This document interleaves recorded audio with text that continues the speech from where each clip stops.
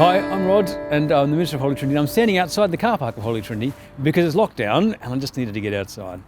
And in this time of lockdown, we're doing these short little segments looking at how the Bible helps us with our emotions in times of crisis, times like this. And this morning, I want to look at how God helps us. A time in the Old Testament, and God helped the Israelites when their emotions were just all up and down, all over the place, perhaps like ours might be today.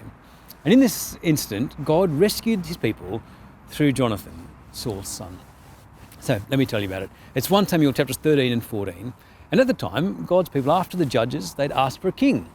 They said they wanted a king to lead them and to fight their battles for them because they wanted military strength. They didn't want to be invaded by their neighbours anymore. They wanted protection. They thought the king would give it to them. And so God gives them a king, an impressive man. Saul is a foot taller than everybody, a head taller than everybody else. And the people rejoice, thinking Saul's going to save them from their enemies. And Saul gathers an army together, and together with his son Jonathan, they get about taking on the enemies. So Jonathan and some of the soldiers take on a Philistine outpost and they send them packing. It's brilliant. Except all they've done is poke the bear. The Philistines come back with a massive army. We read that they had 3,000 chariots and as many soldiers as the sand on the seashore. Saul's army, well, they only had 3,000 men. And of those, only Saul and Jonathan actually had weapons. Everybody else was fighting with gardening implements. And so Saul's army, most of them, run off and hide. They're hiding in caves in the hills and thickets and wherever else they can find to get away, as you would.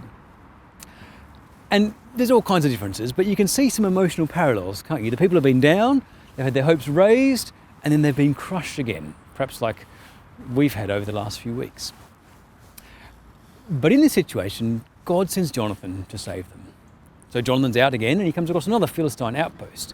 This time he doesn't have soldiers with him, he just has his armour bearer. But under God's help, he decides to go and to attack the Philistine outpost. And as Jonathan goes to attack the Philistines, he says to his armour bearer, "Nothing can hinder the Lord from saving."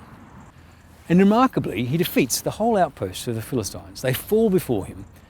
And then God sends a panic that runs through the whole army.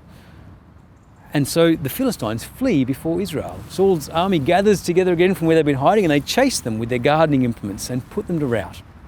And so God saves his people. Now, obviously, there's all kinds of differences between then and now, but there's some significant similarities too, aren't there? And I think the big idea stands. Jonathan says, nothing can hinder the Lord from saving, and we need to know that that's still true. God still saves. So whether we're given to despair like the people were, cowering in our homes, wondering if we'll ever be okay, we need to remember that nothing can hinder the Lord from saving. Or if we're trusting in men like the people trusted in Saul, if we're trusting in products and people to save us, we need to remember still that it's the Lord who saves, even if he does it through doctors and vials of medicine and vaccines.